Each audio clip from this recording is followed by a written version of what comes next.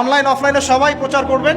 এই 10 দিন নেক আমলের জন্য একটা উৎসবের উপহার আল্লাহর পক্ষ থেকে। এই 10টা দিন যেন আমরা আল্লাহর পক্ষ থেকে এই উপহারকে কাজে লাগাই, বেশি বেশি নেক আমল করি, পরকালকে গুছিয়ে নেই। পারবো না ইনশাআল্লাহ? ইনশাআল্লাহ। প্রথম কাজ, আর্লি ঘুমিয়ে যাওয়ার চেষ্টা করা।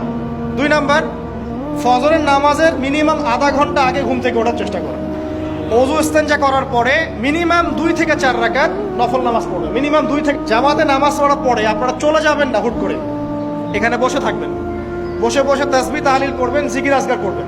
আরেকটা কথা বলি, ফজরের নামাজের পরে চেষ্টা করেন আধা ঘন্টা থেকে 1 ঘন্টা কোরআন তেলাওয়াত করার জন্য। আপনি অন্তত 2টা রাকাত এই ইশরাকের নামাজ পড়ুন। কিসের নামাজ? আরেকটা নামাজ আছে, যদি পসিবল হয় পড়তে পারেন, 8টা থেকে 10টার মধ্যে পড়ে ফেললে ভালো, এরপরে সূর্য উঠে যায়, সূর্য গরম হয়ে যায়। সেটা হলো আপনার এই চাশতের নামাজ, যেটাকে আমরা বলি সালাতুদ দুহা, চাশতের নামাজ। চাশতের নামাজ যে ব্যক্তি নিয়মিত পড়ে তার 2টা স্পেশাল ফজিলত। এক, তাকে দ্বীনের জ্ঞান দেওয়া হবে, ইলম মুখস্থ ক্ষমতা দেওয়া হবে, আপনি হিফজ ক্ষমতা বেড়ে যাবে, কোরআন সুন্নাহ মুখস্থ রাখতে পারবেন ভালো ইনশাআল্লাহ, আল্লাহর পক্ষ থেকে বুঝ দেওয়া হবে। আরেকটা হচ্ছে আপনার দারিদ্রতা আল্লাহ পাক দূর করে দেবেন। একদিন যদি কোরআন তেলাওয়াত করেন একটা নেকি আছে, একটা ফজিলত স্পেশাল, সেটা হলো কোরআন কিয়ামতের মাঠে আপনার পক্ষে সুপারিশ করবে।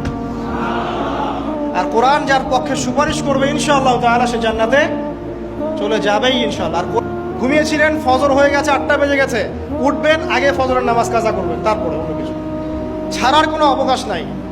মান তারাকা সালাতান মুতাআম্মিদান ফাকাদ কাফার।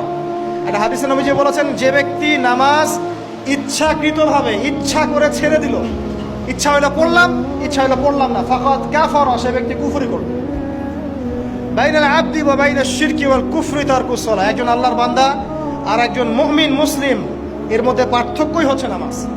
সেই বেলাল রাদিয়াল্লাহু আনহু, সুবহানাল্লাহ, তখন তিনি বলছেন, ইয়া রাসূলুল্লাহ, আমি তো এমন কোন আমল করি না, আপনারা যা করেন তাই করি, তবে যখনই আমার ওযু ছুটে যায়, ওযু ভেঙে যায়, আমি তখনই ওযু করি, আর সেই ওযু দিয়ে আমি 2 রাকাত নামাজ পড়ি।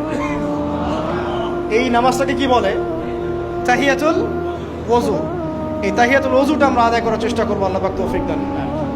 আরেকটা আছে তাহিয়াতুল মসজিদ। দেখবেন অনেকেই মসজিদে আসি আমরা ধাপ করে বসে পড়ি, তাই না? আসলে কিন্তু মসজিদে এসে 2 রাকাত নামাজ পড়ে বসা সুন্নাত। এরপরে আসেন, এই 10 দিন কি করব আমরা? এগুলোর পাশাপাশি বেশি বেশি তাকবীর দিবেন।